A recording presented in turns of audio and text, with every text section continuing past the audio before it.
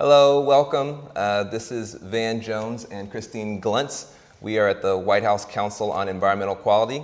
First, we want to say, as so many of you have already said, happy birthday, Mr. President.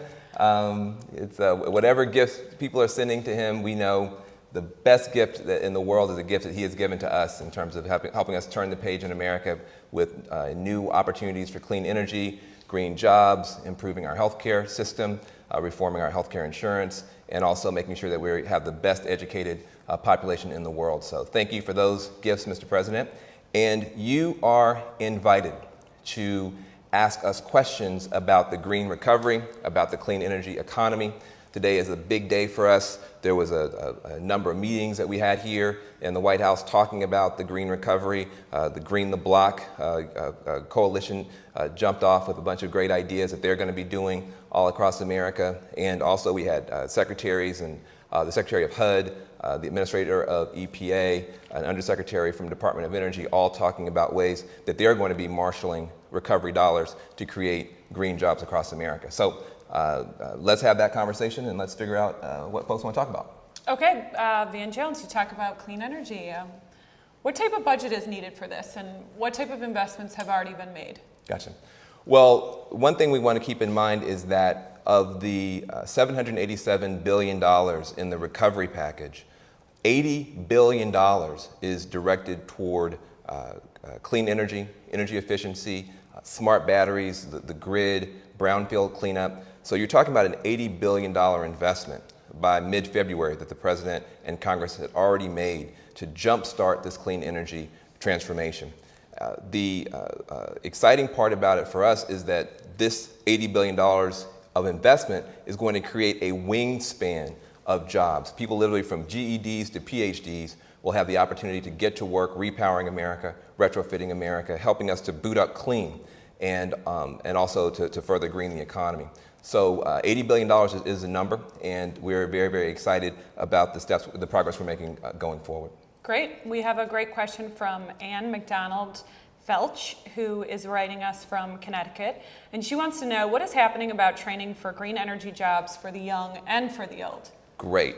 Well, a number of things are happening. First of all, just to get the big number out of the way, the number everybody's excited about, the Department of Labor is led by Secretary Hilda Solis. She is the architect of the Green Jobs Act when she was a congressperson, and she has $500 million, $500 million through the Department of Labor to begin to train people to put them to work, putting up those solar panels, retrofitting homes, going into homes that leak a lot of energy, put a lot of strain on our power plants, which adds to pollution, training people to go into those homes, blow in clean, non-toxic insulation, replace old windows and doors, put in new boilers and furnaces, replace old appliances, weatherize those homes so that they leak less energy and also cost homeowners less money.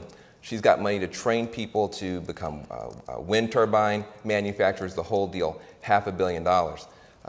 One of the things that she's super excited about, we're super excited about, is that she directed that $50 million of those dollars go directly to help former auto workers get trained to become green workers. You could imagine people going from highly skilled, highly paid auto workers to highly skilled, highly paid transmission line workers and help to repower America. So that's a big part of our training dollars. There's $100 million from the Department of Energy that's going to be going out that is also about getting us a smarter grid, a better grid, and training workers to go out there and make sure that we have the smartest, most effective transmission grid. Sounds boring. People say, geez, you're talking about transmission lines and wires and stuff.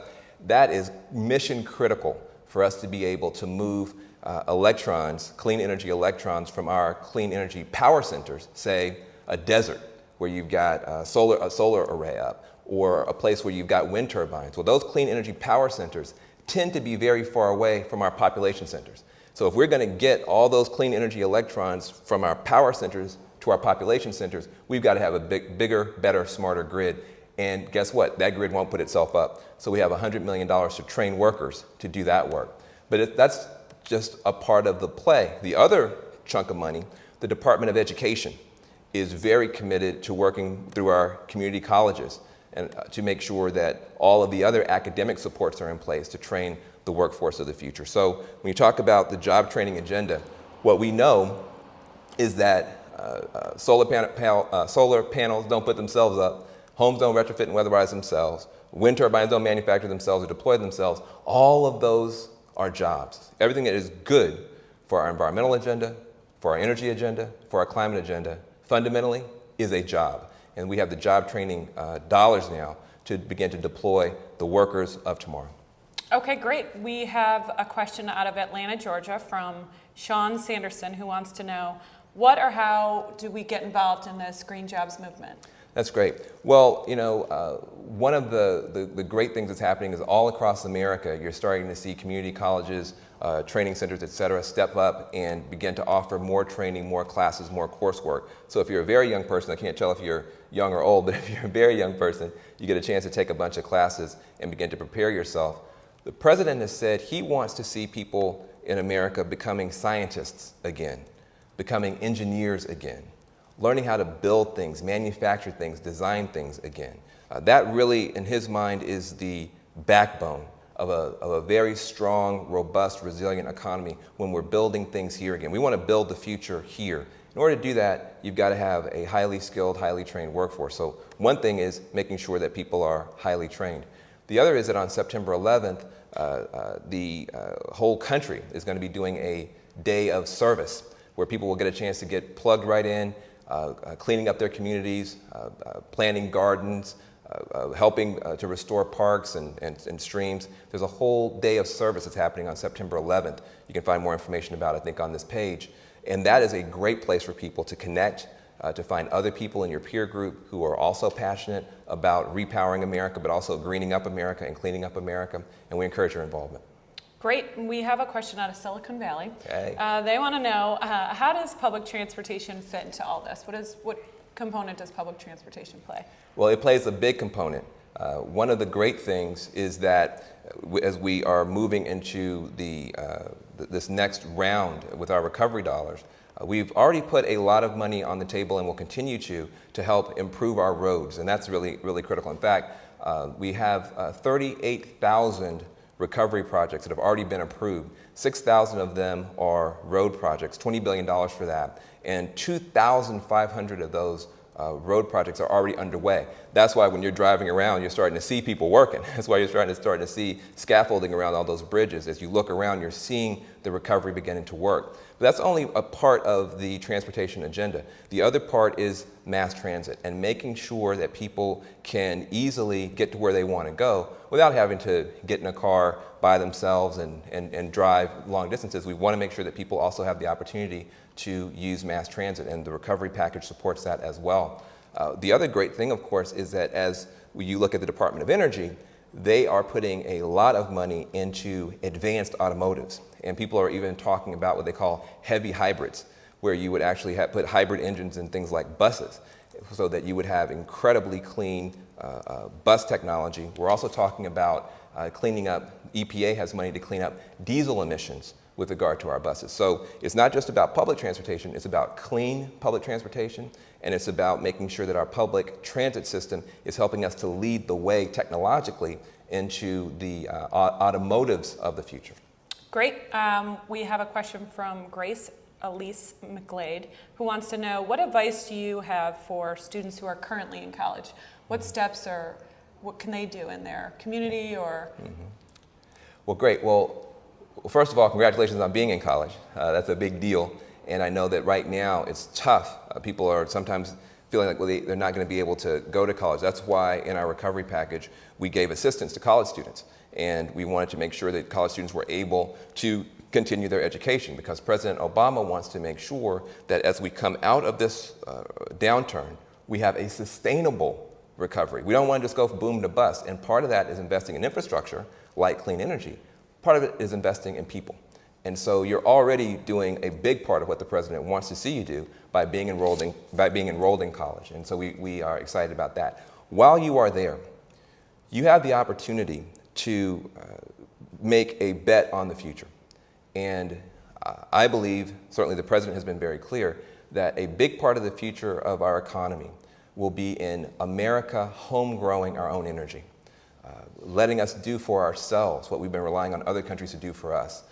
We have a wealth of solar energy, wind energy, not just in the plain states with the wind energy, but also off all of our coast, up in the Great Lakes area. We have a wealth of solar power, not just in the Sun Belt, but really on rooftops across America. We have an extremely rich opportunity for smart biofuels, so we can start growing our energy, letting our farmers get into the game here. And all of those different technologies, geothermal, advanced hydro, all of them require not just good engineers and scientists, but also marketers, also entrepreneurs, business people. So I would encourage you to really focus on that. The other thing I would say is that some people say, oh, well, geez, I got to get out of school and start a solar company. I don't know how to do that. That's not what I'm saying. But what I am saying is that whatever you're passionate about doing, especially if you want to become an entrepreneur, you will have the opportunity to do that in a green way. If you want to start a hair salon, you can do that in a green way. If you want to start an auto repair shop, you can do that in a green way. And you will be rewarded in the marketplace for making those choices, because both consumers and governments are going to be encouraging you to hit those higher environmental standards. Okay, we have a great question from Billy Mitchell out of Jacksonville, Florida, who wants to know, are there small business grants for green businesses, or how can small businesses become more green? Gotcha.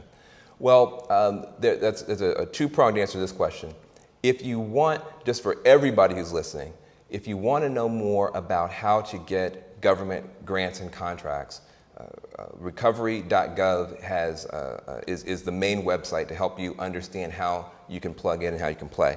But there's a special website, and I want to make sure I get the name right, that is FedBizOpps, FEDBIZ Ops, OPPS, .gov, that really lets you see where the contract opportunities are, and then grants.gov lets you see where the grants are. And I encourage people to go and look at those two websites. They're being improved continuously.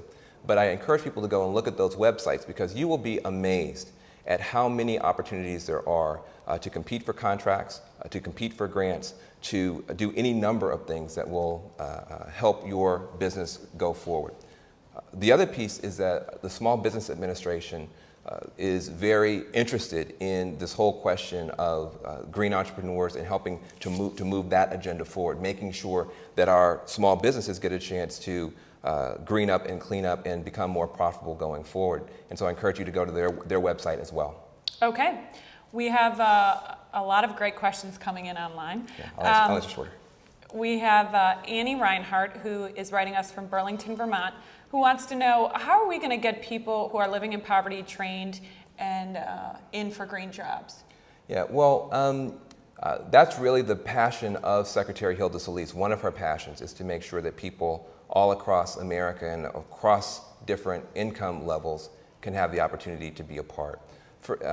For instance, to talk about another great secretary, our Secretary of Agriculture is committed to making sure that people who are living in rural America, who also need jobs, who also need opportunities, are plugged in.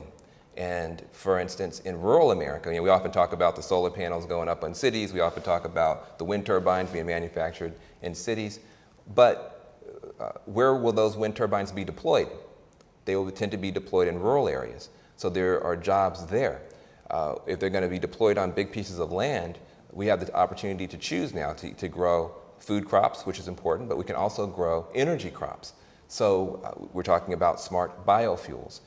We also have a lot of fire danger that is built up in some of our forests around America. Some people are suggesting that there's an opportunity here, and we have money in our recovery package to go for wood to energy, going back to wood pellets, which actually don't add to our global warming problem, but do create more rural job opportunities.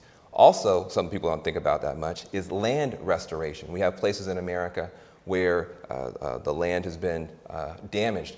As you restore that land, you can do it in a way that it captures and stores more carbon in the soil, pulls that out of the atmosphere, greens up and greens up that landscape so it captures more carbon in the plants. Well, guess what? Now you've got a beautiful area, but it's also providing a service of capturing carbon, helping to cool the planet down. That is also a great job for rural America. So there is money in the recovery package and orientation in the recovery package to link those kinds of job opportunities in rural America with job training through the Department of Labor. Okay, great. We have another question coming out of Syracuse, New York. I think you're going to like this question because it's on energy efficiency. So we can talk about weatherization. But for Michael DeRose of Michael. Syracuse, New York, will grants be made available for people to convert their homes to more energy efficient? Yes. The answer is yes. Let me talk to you about this particular program, which is, as Christine knows, my passion. I will try not to go on and on about it, but it's my favorite thing that we're doing. We are spending $5 billion, with a B, on energy efficiency for homes, especially for people of modest means, people who are about 200% of the poverty line and below, people of modest means who really cannot afford to have their energy bills going through the roof in the summer, going through the roof again in the winter, because their homes are just so leaky and inefficient that they literally are just sending money out the window. In 2008, the federal government spent a total of $200 million across the whole country to help fix that problem. The recovery package has $5 billion, from $200 million to $5 billion, which means that there are going to be literally thousands of families, tens of thousands across the country who will be paying less on their energy bills. But that's not the only benefit of this program. The same dollar that is being used to cut someone's energy bill is also going to cut unemployment, because we're going to be putting people to work to go and retrofit all those buildings. It also, that same dollar that cut the energy bill and cut unemployment, will also be used to cut pollution, because our power plants won't have to work so hard. If a home is made 30% more energy efficient, there'll be 30% less pollution coming out of a smokestack someplace. And it also should make those homes more valuable, because a drafty home should be less valuable than a good, comfortable, energy efficient home. So these are humble, hardworking energy efficiency dollars that we have put into the recovery package. I am excited that the Vice President really wants to figure out a way to keep that going, keep that train moving, not only for the people who are of modest means, but really for all Americans. And I think as we go forward, you will see much more momentum in this direction. Also, I want to brag on HUD. Secretary Donovan was talking about the, I think, $250 million, $250 million that HUD has to green up public housing and assisted housing, so that people who are very, very low income can have those benefits in terms of comfort, and also governments can spend less money on those properties as well. So yes, energy efficiency is a big part of the agenda. Okay. We have a question from Andrew Reback from Philadelphia, who wants to know, there are a lot of people who talk about going green, dismissing it as hype or fad. Yeah. How can we ensure that these changes towards a green economy are indeed sustainable and result in long-term changes? How do we do this? Well, I mean, first of all, it really is something that is not a fad. We're talking about a convergence point where so many different factors are coming together to make energy efficiency and clean energy a big economic play. It's one thing if it's just sort of a niche thing, just something you want to do because it makes you feel better about yourself. I want to be green because I love the planet. That's good. That's a good driver, and we need to keep that as a driver. But it's not just making people feel better that really changes things. It's when people can feel better about what they're doing and also earn money doing it, can also launch businesses doing it, and that's what you're beginning to see. So for instance, as our Congress moves forward, it is making very, very strong progress toward creating the incentives for clean energy to be the profitable form of energy in America. Well, once we get the rules right, the public rules right, then we can unleash innovation and enterprise. Then suddenly you're going to see American business, American entrepreneurs, American innovators jump in, and we'll have as much innovation in our energy sector in the next 10 years as we had in our information sector in the last 10. And when you see Congress moving in that way, when you see states and local governments moving in that way, tribal governments moving in that way, and much more importantly, when you see entrepreneurs and venture capitalists moving in that way, you can be pretty sure this thing is going to go forward. The main thing is who in this audience will be part of making sure that it is as robust as possible, includes as many people as possible. This problem that we're trying to solve of energy independence, for this country, clean energy for the world, requires the hearts and the minds of all Americans. This is a problem that's too big to solve by any one little sector or city, but all of us working together can solve it by taking individual actions and also supporting Congress as it moves forward to get the public rules right to unleash this energy innovation transformation. Great. We have a question out of my hometown, Chicago, Illinois. Bill Higgins wants to know, how can we improve the energy in rental units? Many people have landlords who might not have as much incentive if the tenant is paying the electric heating bill. So what can tenants do? Yep. This is one of the big barriers to energy efficiency. It's called the split incentive problem, where you have a property that is owned by one party, but the energy bill is paid by another. Now that could be a business, that could be a family that's renting. And so the only way to get that energy bill down is for the homeowner to do something, or for the property owner to do something that he or she may not have an economic incentive to do. What we are working on right now is coming up with ways to actually work with utility companies, to help with utility companies that want to do this, to get around this problem. Because there is the opportunity, and you're starting to see experiments going on now, where utility companies can play a great role in helping to get energy costs down. And as we move forward into a more, once we get our climate bill passed, I should say, they'll have a great incentive in utility companies to help, because they will want to stay under that carbon cap. They're not going to want to be wasting energy. And so a part of the long-term play here is to bring in other parties who can benefit, who can bring forward new products, who can bring forward new services, and help deal with the split incentive problem. Great. We have a question out of Central New Jersey from Dan Fatan. Can you elaborate on what local governments can do to encourage green businesses open and locate in their communities? We've visited communities like Charlottesville, Yes. we've been in Philadelphia, Lansing. Yes. Can you talk about some of that? Yeah, you know, it's great. Local governments, of course, were way out in front of the federal government on a lot of these issues. Your great hometown of Chicago, for instance, has a green mayor, and Mayor Daley, that has been pushing this for a long time, and other great green mayors, Mayor Nichols in Seattle and other places. So Mayor Nutter in Philadelphia. So there's lots and lots of mayors. They're way out in front on this, and so there's a huge wealth of knowledge about how to do this. One of the things that we saw in Congressman Piriello's district was this incredible joint effort between the city and community groups to weatherize homes and let people pay back the loans to upgrade their homes as a part of their overall energy package. Those kinds of innovations are really important. But here's some of the things that cities can do. Number one, procurement. Cities buy stuff. And what a city decides to buy and where a city decides to buy it from can make a tremendous difference in the growing of a local green economy. The other thing that you have in cities are schools, and what a school board decides to do in terms of focusing on local healthy food versus processed food from nobody knows where, focusing on edible schoolyards, following the example of our First Lady, who has done her own organic garden.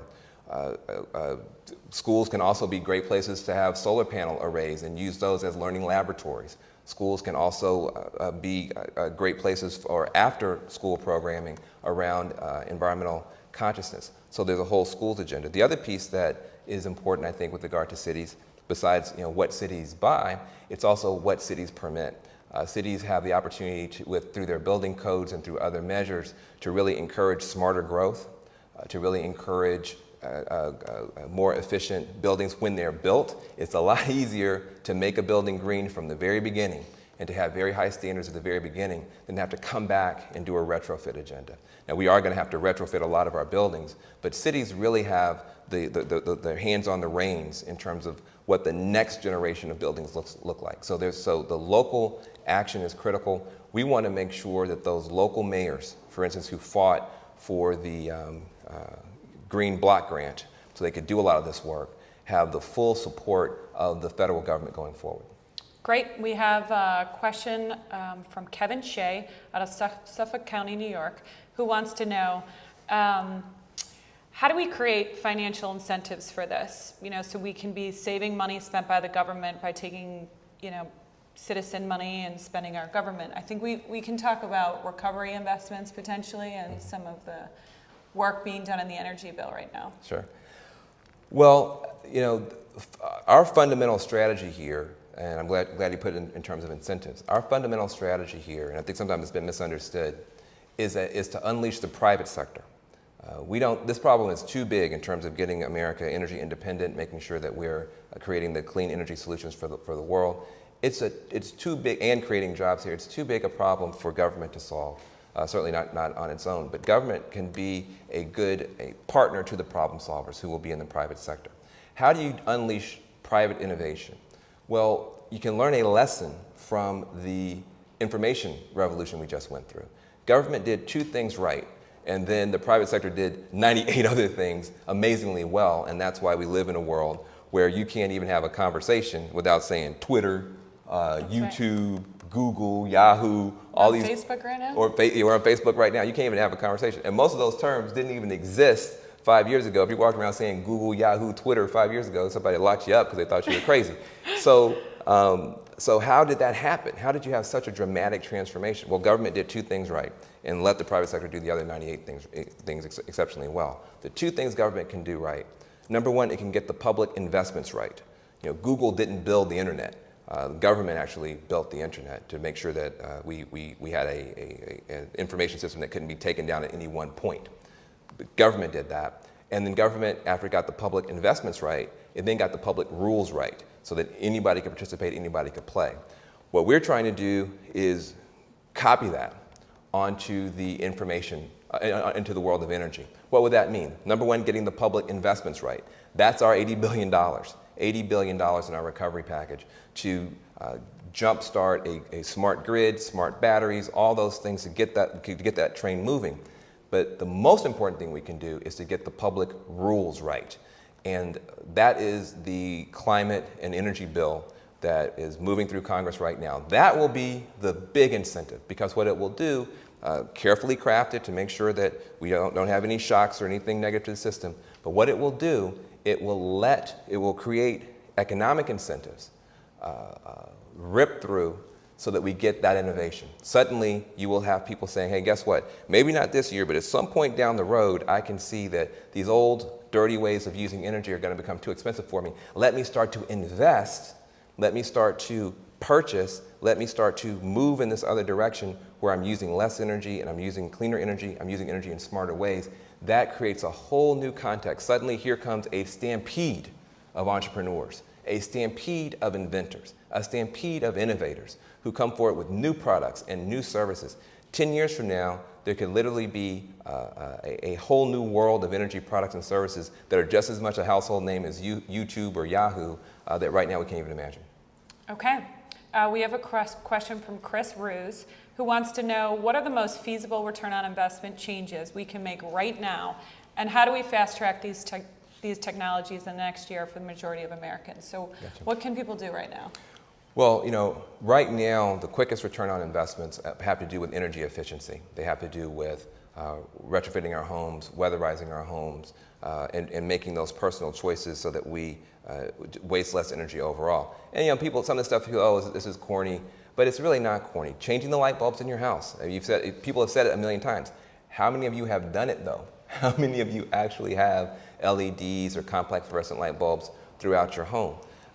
Doing simple things like unplugging the BlackBerry or charger, or the cell phone charger, or the iPod charger when it's not plugged in there. You say, yeah, I know, but how many of you honestly have one plugged in right next to you and there's no phone there? Those things actually don't cost you any money. They save you money, but they actually help us to use less energy. The other thing in terms of how do we deploy this stuff all across America? I couldn't be any prouder of our recovery team, having gotten, and 24% of the time, we've gotten out 27% of the dollars. Our recovery process is a 2-year process. We're a little bit more than 150 days in, and yet we've already been able to actually get more money out the door than we're supposed to. By the end of September, we're on track to have 70% of those dollars out the door. I think that what you can best do, especially in those cities where mayors will be getting money to retrofit buildings and community action agencies will be getting money to retrofit homes, is to give the political and personal support to those decision makers that are going to be taking on this tremendous challenge of cutting energy bills for public buildings and for low-income people, and creating jobs for people who need them. Because as we move through the recovery process, the action is going to move more and more away from Washington, D.C. and into your own communities. And supporting those local businesses and those local leaders that are trying to make the recovery work on the ground, encouraging the local media to point to those success stories, pointing out to your own neighbors and your own friends, hey, look at those cranes. Look at those folks working. Look, it's beginning to work, so that we can continue this momentum through these difficult times and to better outcomes down the road. Okay, great. We have a question from Christopher McConnell, who wants to, from Washington, D.C. What workforce development will federal, state, and local governments provide to encourage a green economy? I think this might be one of our last questions. Good. Okay. Well, Christopher, that goes back to the question that we hit earlier, and I'll come at it a different way. The recovery package does include, for the Green Jobs Act, about $500 million, $500 million, and that's through the Department of Labor. And the Department of Labor has a network through the Workforce Investment Act, has a network of those one-stop shops where people can go and get job training, or will go and find out where the job training is. Well, that is going to be the best way to interface with the job training dollars that are coming down the road. And luckily, people have those kinds of things in almost every community in America. The great thing that we have in this country is that we have the assets and the infrastructure to retrain our workforce. We are losing some of the jobs that we once counted on, but there are more jobs that are coming. And this transition that we're going through, we believe, as we get those job training dollars in place and people get upskilled, people will be able to have better jobs in the future than we've even had in the past. And those jobs will be better for our communities because the air will be cleaner, the water will be cleaner, and we'll be more secure from an energy standpoint as a country. So that's where we're going with our job training dollars. Hilda Solis, Secretary Hilda Solis, has been such an amazing, outspoken champion. She was actually in West Virginia.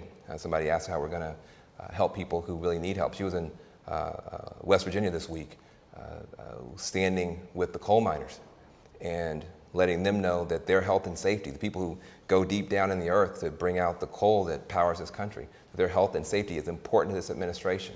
And they introduced, I believe, some new ways to keep people safe and protect lives, livelihood, and livability in coal country. These are the kinds of things that this administration is committed to, and we're proud to be a part of it. Great. I think that's all we have time for today. Good. Any closing comments? I thought I would have time to sing happy birthday No, to President Obama, but we'll have to wait till next year. So that's all. Thank you. Thank you very Great. much.